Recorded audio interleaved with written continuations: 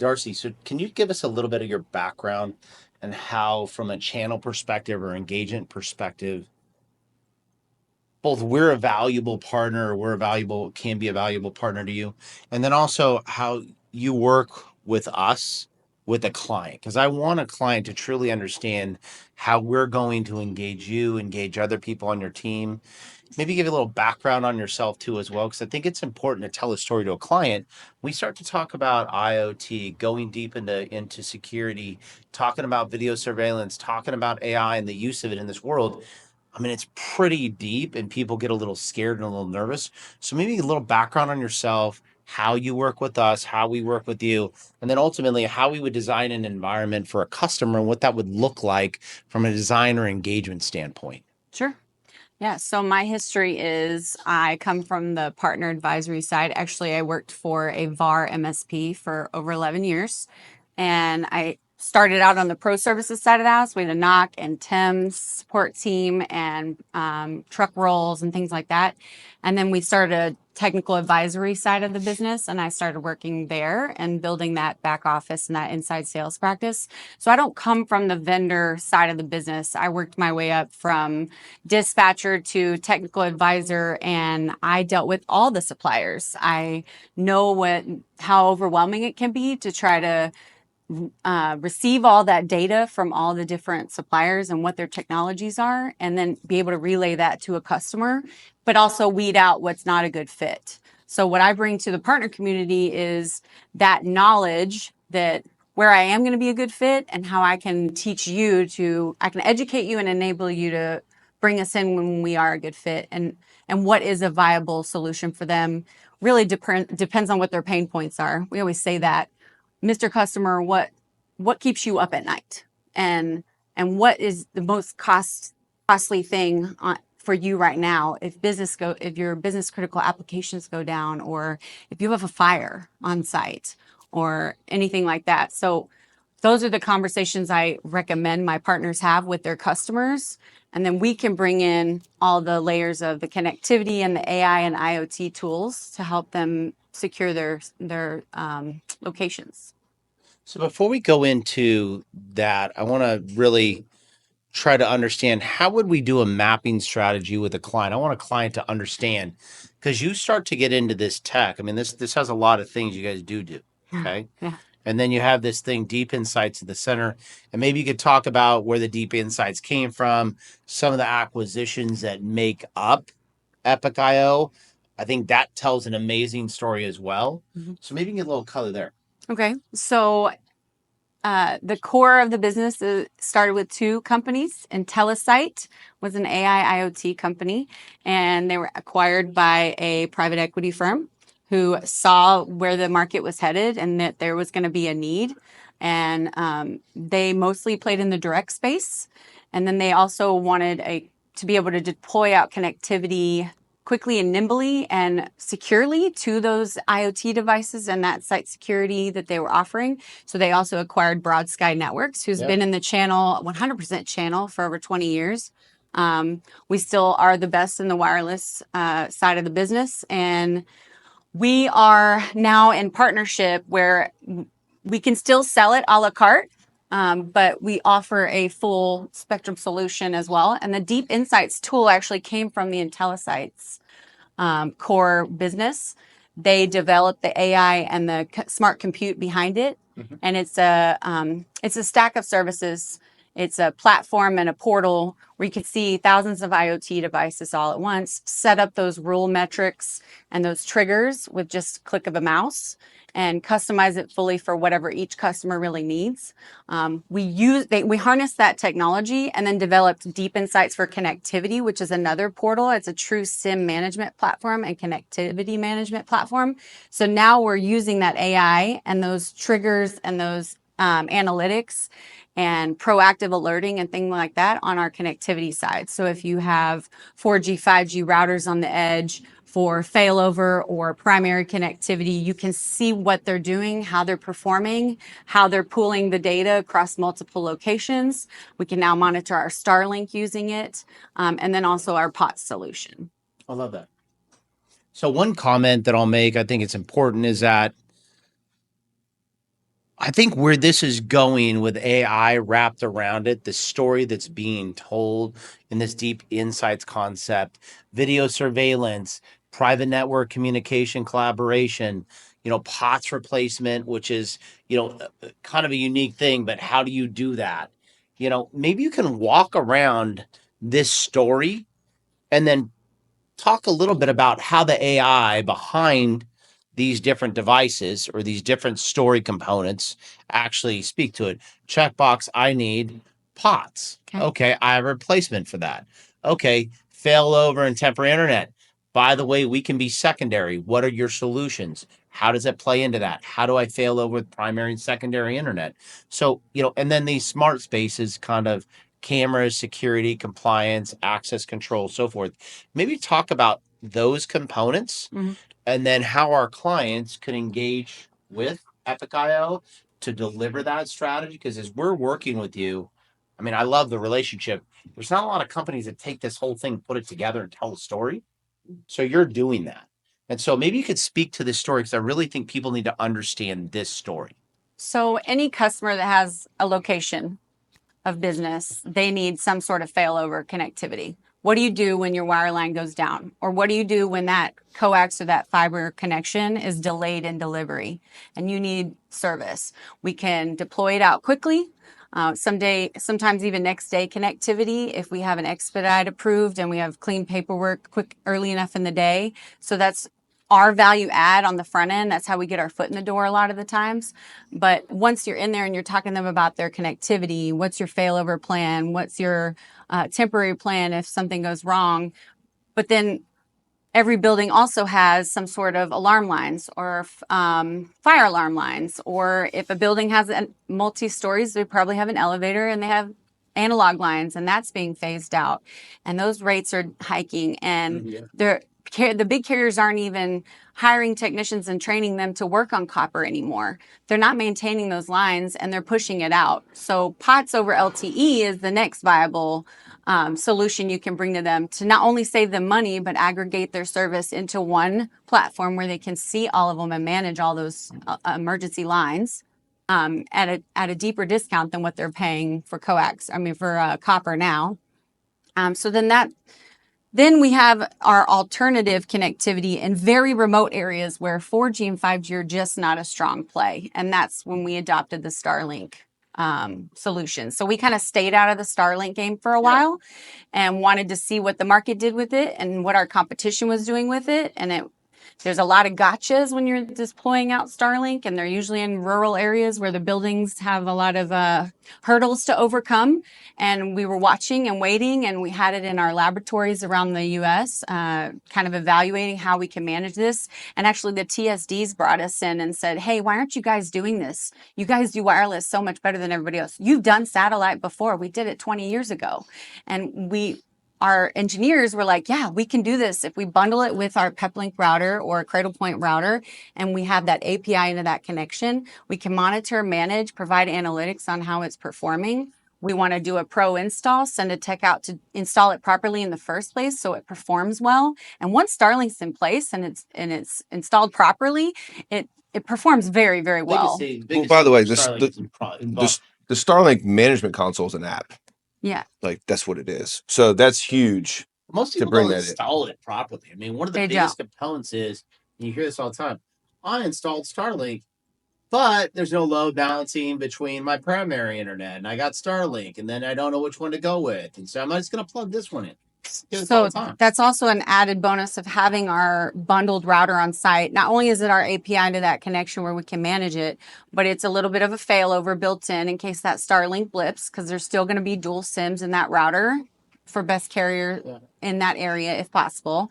But it has some basic SD-WAN functionalities built into it for that failover process. Now, it's not as robust as a Cato, and it doesn't provide us all of that layer. So I still recommend they have an SD-WAN appliance if they want to be truly compliant and secure. You're just base level. But base level functionality, yeah. So what's so interesting is that the portfolio of services is so positioned to be successful because of the adoption of so much of this technology now, right? If you think Listen, I live in Orlando. I watch satellites go up every single week, right? They're sending rockets up there. All In the time. California too. Are they? Yeah. Nice. And So every time they launch, there's 22 more satellites. yeah, you can't look in the sky at night and not see satellites floating. So like that's coming, it's real, and it's being extremely adopted too, right? I mean, people are using it. Same thing with the primary, right? You have the intelligence with the SD-WAN, so now it's like, why do we need all this wireline? We can still get quality service with some of the wireless stuff. So there's a lot of things that are happening here within the portfolio of services that is going to continue to grow and be adopted, and they're also used interchangeably, right? As opposed to just having kind of a single solution. Now, getting into like the deep insights, and how we're doing that. I mean, talk to me from the advantages on the customer side of going from whether it be a Starlink or a cellular solution with you guys. I mean, what are some of those things that they're going to be getting? What type of insights are they going to be getting? Right? What type of intelligence are we capturing that's going to help their life be better? So imagine you have a customer with 50 locations, and some are rural and some are suburban or urban, sorry. So some of them have great 4G, 5G coverage. So we would deploy out just a router and go that route. It's going to create a better customer experience if they are in a good signal area. So that's where we recommend it.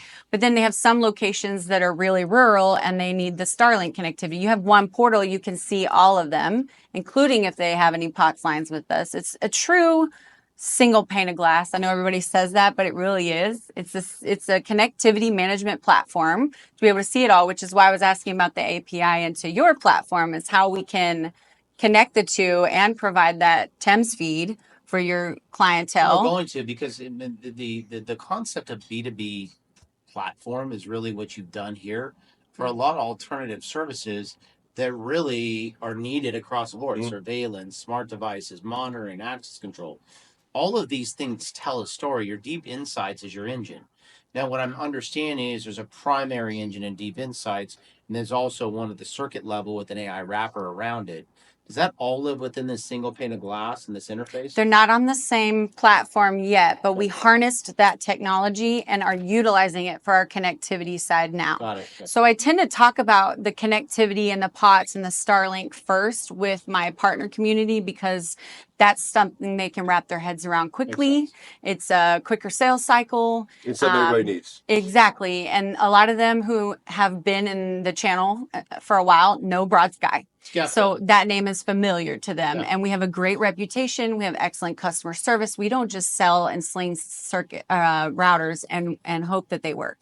We're there to make sure it works. And we have a 30-day guarantee on every deal. By the way, a 30-day guarantee was amazing because we have a large client with you, and we rolled it out, and it was like amazing install, amazing engagement.